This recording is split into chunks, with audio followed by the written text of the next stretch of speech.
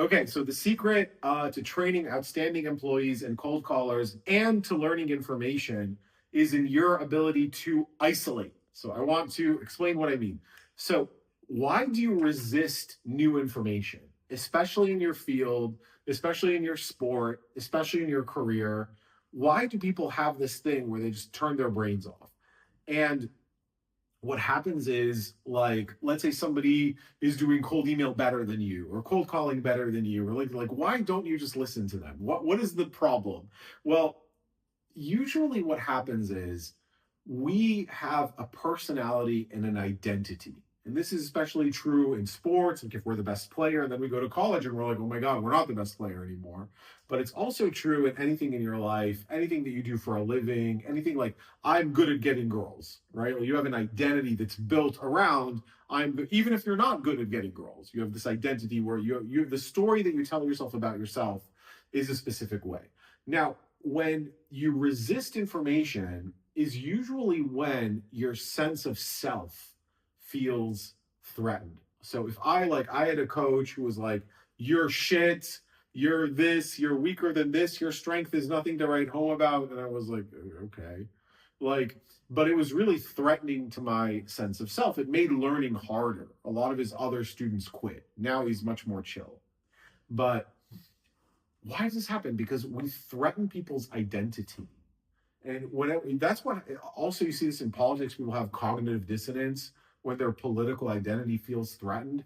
By the way, this is sometimes a good thing. Like a lot of like our cognitive biases is just like our human nature on autopilot, but human beings are like the apex predators of the universe. So like obviously our cognitive biases are more good than bad. So why does this happen? It's because if you attack someone's structure as a human being, like their personality, their habits, their stories, their patterns, then the person loses their ability to function. So the people don't want to lose their ability to function and orient themselves and make their way through the world. So they just attack or they just close their eyes to things that threaten their identity. So the way you do it, this destroys your potential for growth because you get threatened by your identity gets threatened all the time. So what happens is, I remember I was reading this memoir from like a yoga teacher, and his whole life he was struggling with like, is he a good person? Is he a bad person? Does he always need to like be the best at sports, make the most money? Like, so he made all this money, he was really good at sports, then he was depressed, started doing yoga. And he asked his like guru, he's like, what's the answer? The guru said, you're perfect just the way you are, but there's always room for improvement.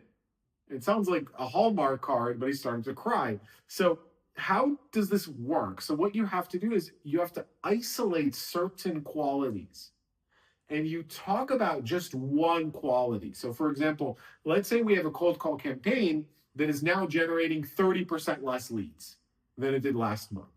So what we do is we isolate. We're like, okay, is the issue the caller?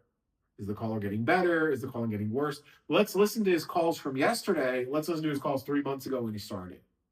Maybe it's the caller. Maybe it's the script.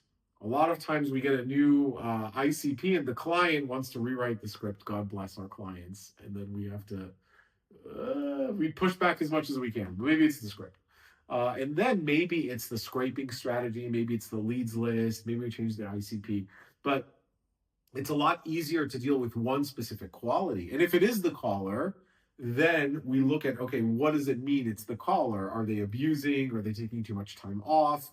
Are they not pushing for the call? Is there something in their tonality? So what we do is we zero in on one specific element and we train one element at a time. As a result, there's room for growth. So instead of like trying to hit the tennis ball across the net, we're trying to hit the ball properly. What does hitting the ball properly mean? What does the forehand look like? What does the backhand look like? What does the positioning look like? You just drill it down enough so the person doesn't feel threatened. Everybody wants to get better, but we don't want to feel like our personality, our ego is totally under attack because then we can't function at all.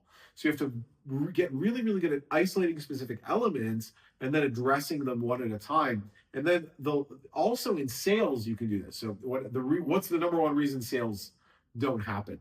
You're trying to sell yourself and your process and your logical end result and the money at the same. It's too much. You have to split them into different pieces. Do we like each other? Do you understand the gist of what we do? Is this appealing to you? And then let's talk about logical due diligence. And then you address things piece by piece.